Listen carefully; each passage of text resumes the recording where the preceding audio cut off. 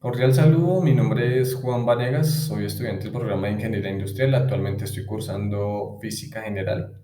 Vamos a dar solución pues, a esta primera parte donde nos pide definir unos términos. Iniciamos por lo que es la carga eléctrica y pues se puede definir que es aquella propiedad de determinadas partículas subatómicas que se producen cuando se relacionan unas con otras.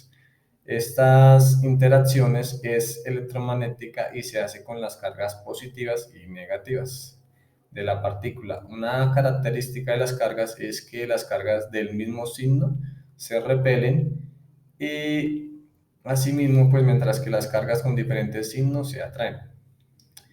Entonces, la carga eléctrica son aquellas partículas que ejercen fuerzas atractivas repulsivas entre ellas.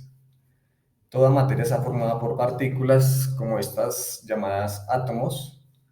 Un átomo a su vez está compuesto por pequeños elementos, como lo es el electrón, el protón y el neutrón, en donde pues sabemos que el protón es el que tiene la carga positiva y se encuentra localizado en el núcleo, al igual que el neutrón no tiene ninguna carga y se sitúa también en el núcleo junto con el protón. Y el electrón pues posee una carga eléctrica negativa y se encuentra en la corteza. Otro término que nos pedía definir era la corriente eléctrica, en donde pues la corriente eléctrica es el flujo de carga eléctrica que recorre un material. También se puede definir como un flujo de partículas cargadas, como electrones o iones, que se mueven a través de un conductor eléctrico o es un espacio. Es decir, entonces el flujo está dado por las cargas eléctricas en el interior del conductor y también se le conoce como intensidad eléctrica. La corriente eléctrica se puede medir mediante columbus sobre segundos y la unidad oficial es el amperio. El flujo eléctrico se mide conectando una serie en un circuito y los diferentes tipos de corrientes son los siguientes. Tenemos pues los más principales, que es corriente continua y la cual se denota por una CC, y lo que es la corriente alterna y se denota con la CA. Otro término que nos pedía definir era lo que es la tensión o el voltaje.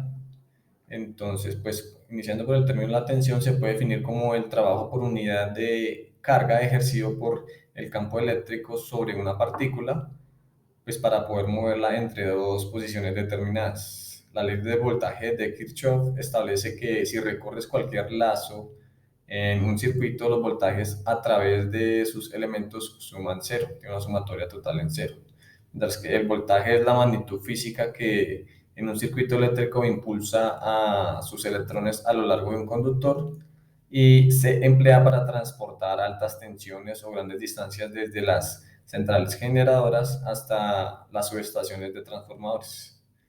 Igual, pues la magnitud que define la diferencia de potencial eléctrico entre dos puntos es la tensión, denotado pues por la U, cuya unidad de medida es el voltio.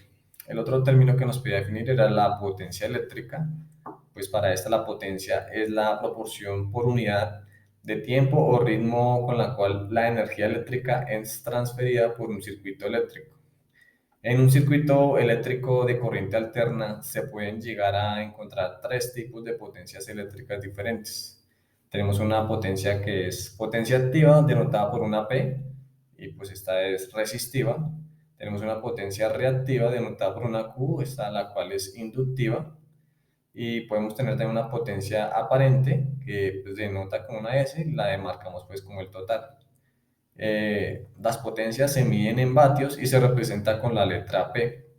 También denota una ley que es la ley de Watt, la cual hace referencia a la potencia eléctrica de un componente electrónico o un aparato y se define como la potencia consumida por la carga.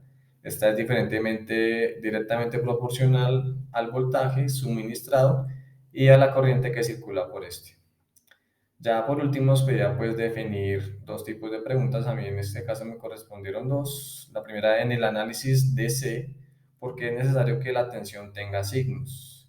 Entonces necesitamos una forma sencilla pues para entender y para referirnos a los voltajes y a las corrientes en un circuito. Entonces el propósito de la convención del signo es definir lo que queremos decir por voltajes y corrientes positivos y negativos.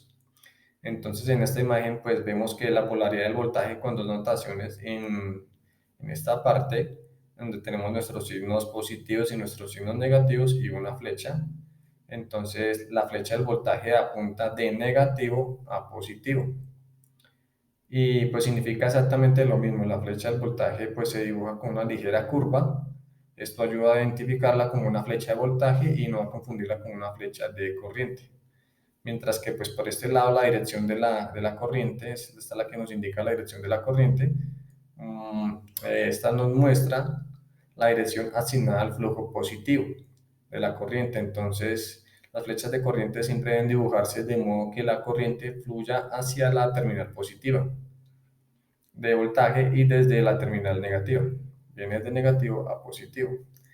La otra pregunta es: ¿qué pasa con las direcciones de las corrientes si se invierte la polaridad de la fuente? Entonces, la inversión pues, de la polaridad de una fuente de una corriente continua dará lugar a un cambio de signo de la tensión en el dispositivo alimentado. La magnitud de la tensión sigue siendo la misma, sin embargo, pues si la polaridad de la batería se invierte, intercambiando los terminales positivos y negativos, será medido pues un voltaje negativo. Al invertir el sentido de la corriente, se invierte el sentido del campo. El campo magnético pues que crea una corriente se representa por líneas de fuerzas circulares concéntricas, cuya densidad disminuye a medida que aumenta la distancia de la corriente. Eso sería todo. Muchas gracias.